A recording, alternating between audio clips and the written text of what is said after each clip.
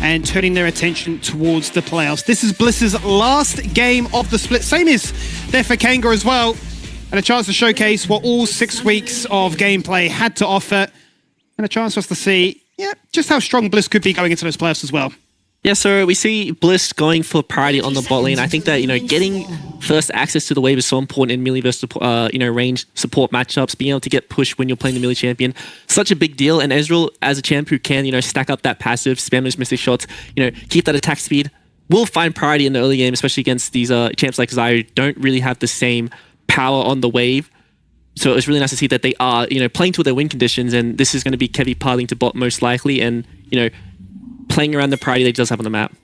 Minions have spawned. So to move in the name of the game, and if we talk about priority, we talk about level 1 shenanigans. Already the flash being burnt there from Vendrick Xayah. Not the best start he would have been hoping for. And the pressure that comes from Elodoric, if it's not the Rakan, Leona, in my mind at least, would always be his second best. That definitely makes things a little bit harder for them. We'll have to see if that translates elsewhere on the map though, because you've already mentioned how volatile mid lane can be. Top lane also the same too, so junglers definitely have their work cut out for them. Yeah, and I'm really curious to see, so, something that happened there. Vendrick blew his flash level 1.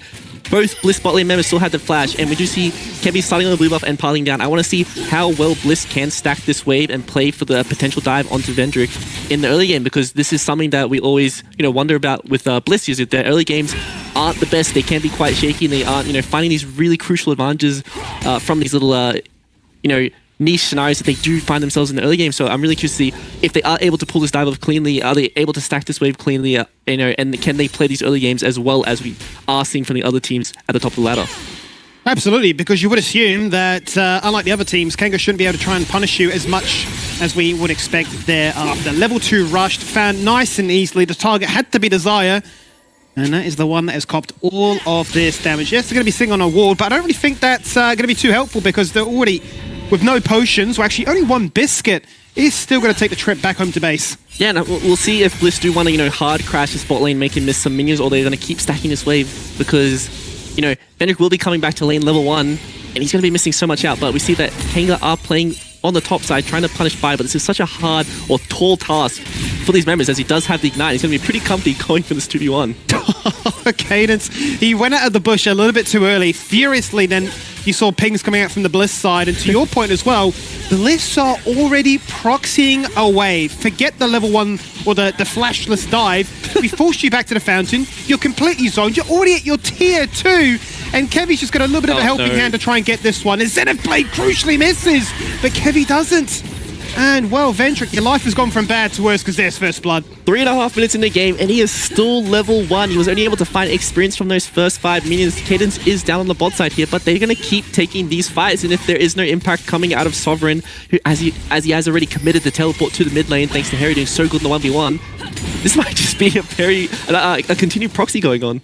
Nobody's coming to help them. That's the problem. As you say, there is no TP. There's a Lee Sin that's hovering, but the Lee Sin is also falling further and further behind in comparison to that of Kevy. So to say they got their work cut out for them would be one of the biggest understatements. But look, he's hit level 2.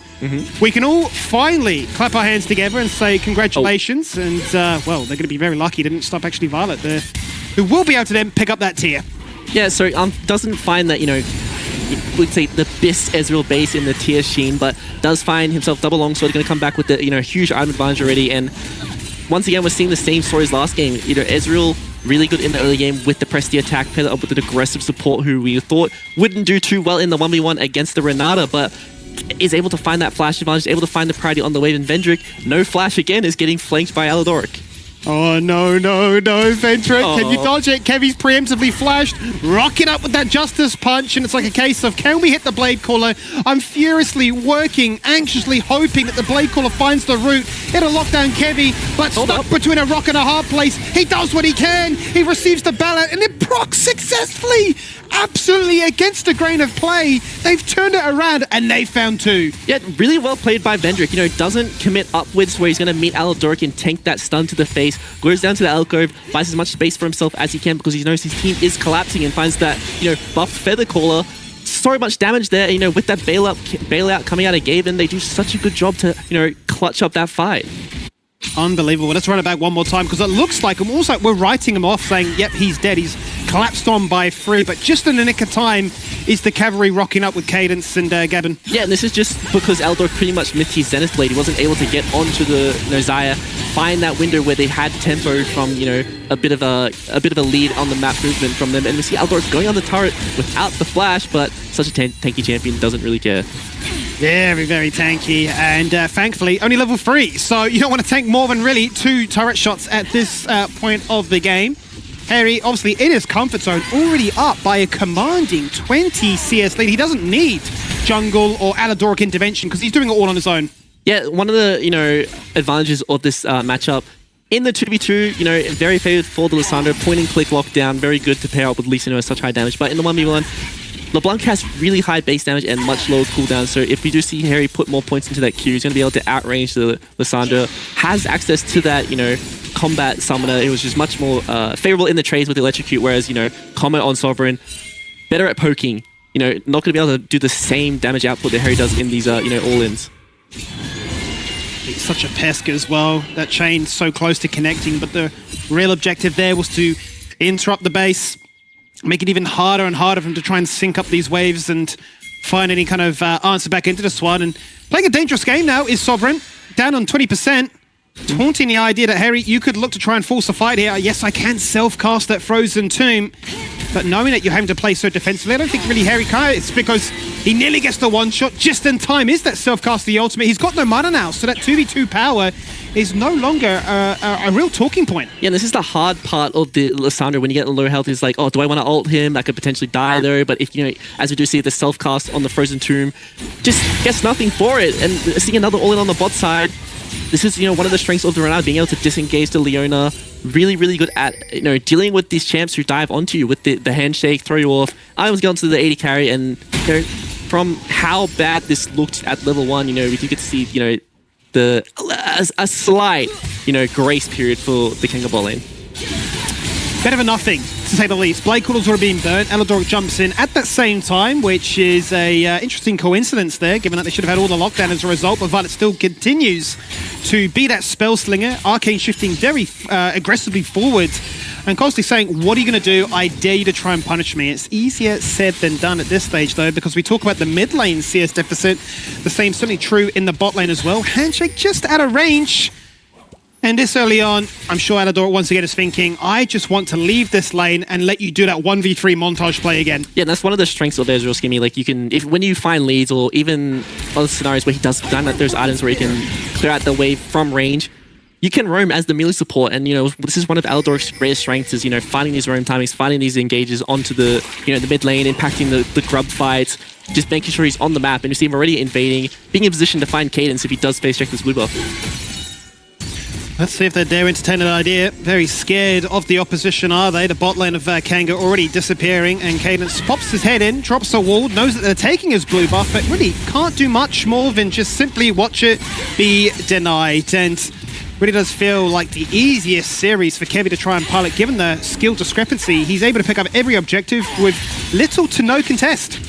Yeah, we see Cadence constantly hovering like his lanes. He really wants to be able to find this, pick onto these lanes, but, early in the game we saw Bio do a really good job at skirting the, aggro range of Kanga, and we'll see Harry once again, as he is putting points into the queue, he's doing such a good job at impacting this lane, but this fight is happening now. This is where finally the Kanga members pop off. And he's stolen it away with the smite. Cadence has found something. He falls on down as a result of this one. May have baited this team into a false sense of security. Double kill again. We've seen this story before.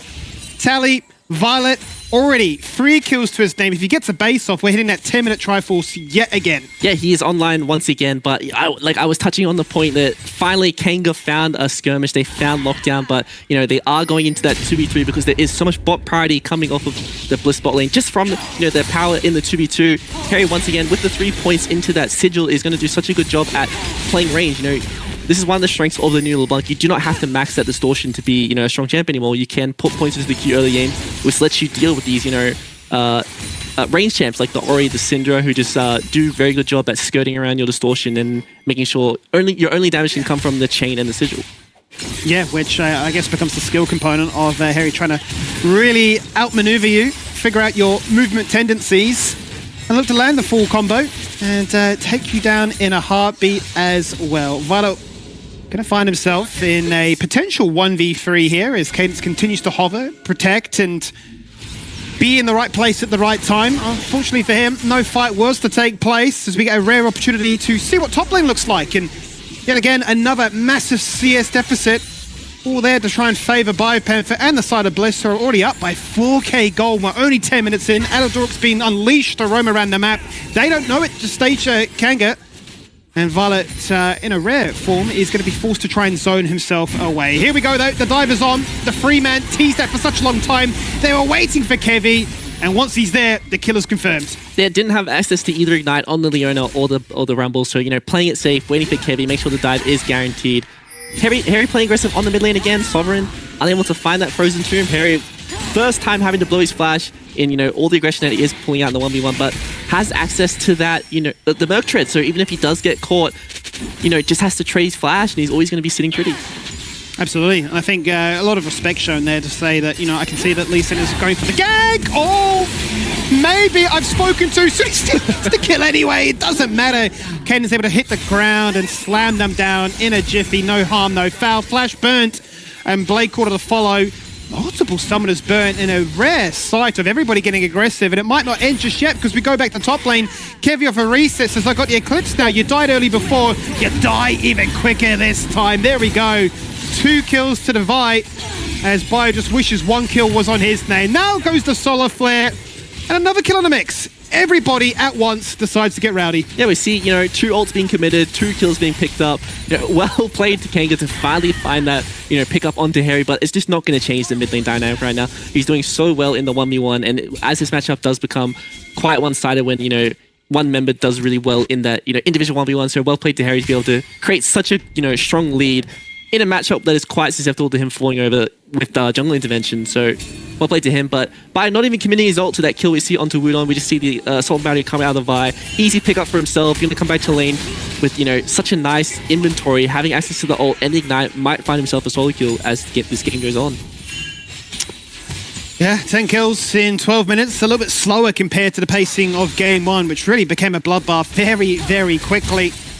This one with some of the curveballs and those champion pools certainly allows the players to entertain those 1v1s. Glacial Path is to be interrupted. The Tether Chain is good enough. Harry waiting for those cooldowns, hunting for the distortion, and there it is. As simple as you like it. And Kanga really now struggling to find one lane to try and empower. And he just didn't have access to Frozen Tomb, just comes with cooldown now, so like Harry as the LeBlanc, much lower cooldowns than Lissandra. Lissandra really needs those you know, big tools to be able to deal with the LeBlanc in the 2v or 1v2 scenario, but Harry doing a really good job, finds out that solo kill, and we might see a dive happening onto Cadence mid lane right now. Certainly will do. Out goes the kick. The Dragon Rage looks good, but it doesn't really matter because Kevy says, I'll do you one better, and I'll take you down before you take him. And with another game of 6 Void Grubs going the way of Bliss, they are the favorites, and they are finding these kills, which just gives them so much free time just to get all these plates before they disappear in 30. Yeah, and I think this is one of the strengths of Bliss. They are so good at, you know, individually laning. A team that finds a lot of plates in their games and just do a really good job in the laning phase to be able to bridge that to the early, in the mid game, but dive going into them, Skimmy. Perfectly done, though. Perfectly done. Violet. Oh, does he die? Oh, they're so close. Both incredibly low. The Blade Caller, the Featherstorm, it was nice. Just out of range again. And Aladoric says, die. Oh, fall on down. Run, Violet, run for the hills. Survive. Harry, no doubt, speaking, don't you dare feed this Lissandra. He goes back in. Violet's a madman. Sidesteps out of the kick. That's not going to connect. Sidesteps one more time. And so much has been afforded to allow Kevin to finally show up and play cleanup crew as the janitor.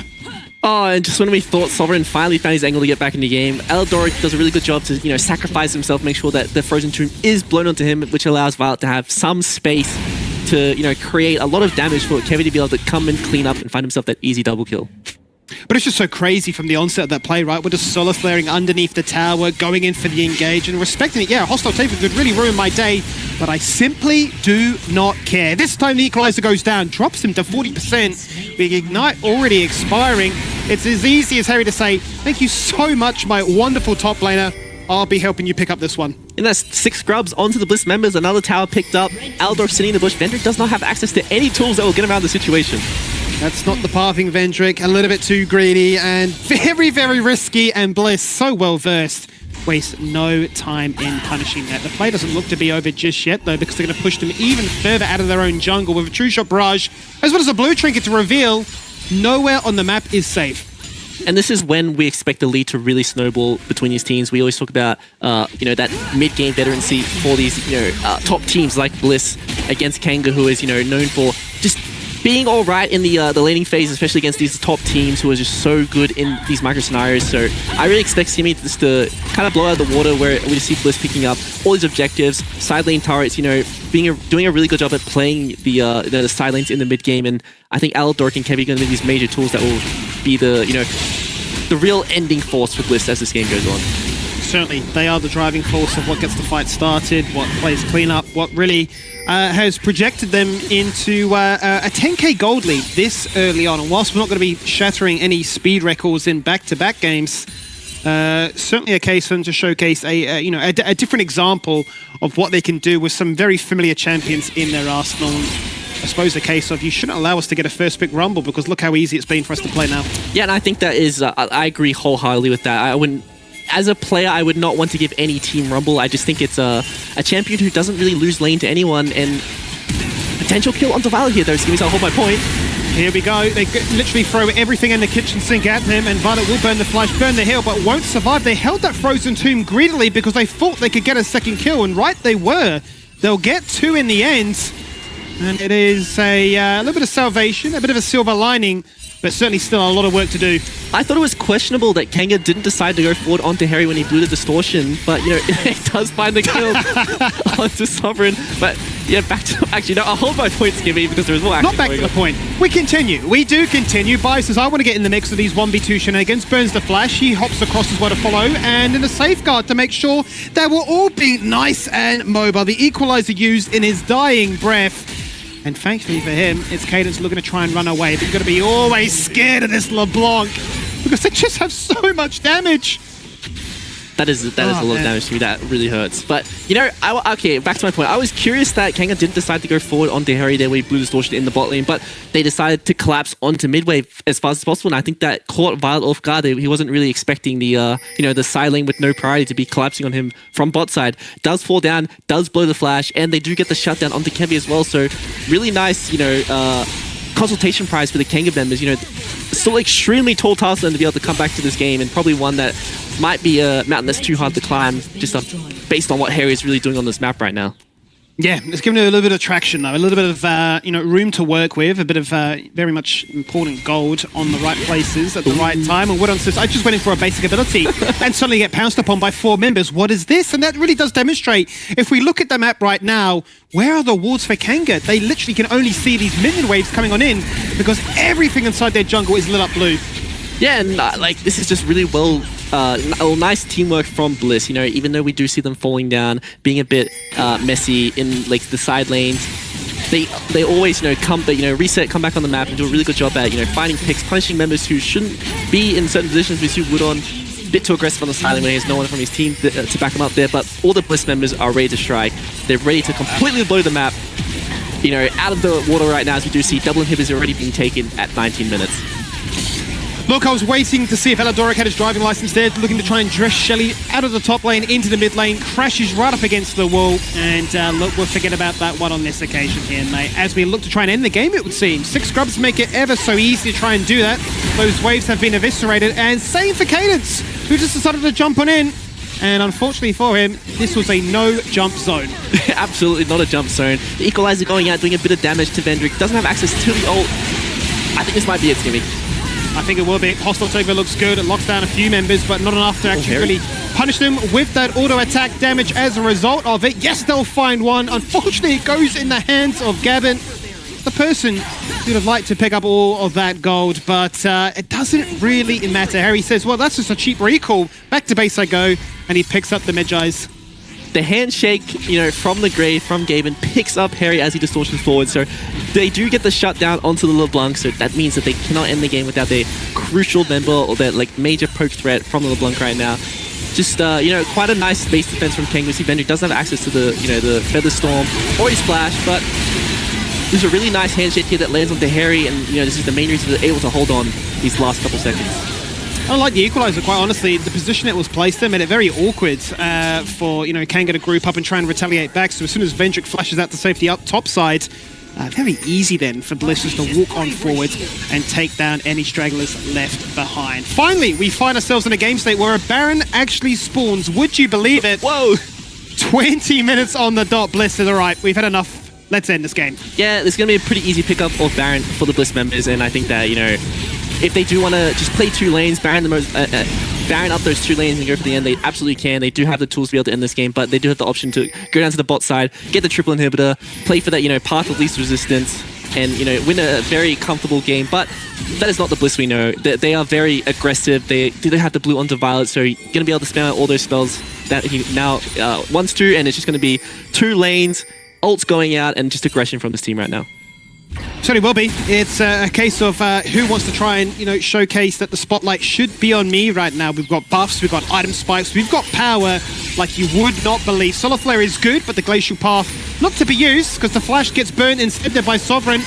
They begin, yet again, their siege towards the next. There's only 2 towers remain. That 3rd inhibitor, forget about it. We've got 2 waves pushed in with the supers, and that is enough for us. Kevy the focus right now, 1v1 up against Woodon. Something gets pounced upon and says, that's not fair. The Belloc won't proc because he dies in a heartbeat, as do those structures. 2 Nexus turrets removed, the Nexus exposed, and the Fountain trying to lure the members of Bliss in to make the scoreline look a little bit more even. It's not to be the case. It's an ace, it's a game-ending play, and it's a series that ends with a Bliss 2-0. They tried the end scheme, they tried to fight it out, but it's just a bit too much of a, gold lead, a lot of experience lead on the Bliss members, and I think it's a really, clean showing from Bliss. We expected them to come into this week, after the week off, we didn't get to really see what the, these teams really look like, but I think Bliss solidified on what they believe is the correct meta. They can play a lot of these champions that we consider strong, and I think they are contenders going forward into playoffs. I agree. I certainly do agree. They are the team to keep your eye on.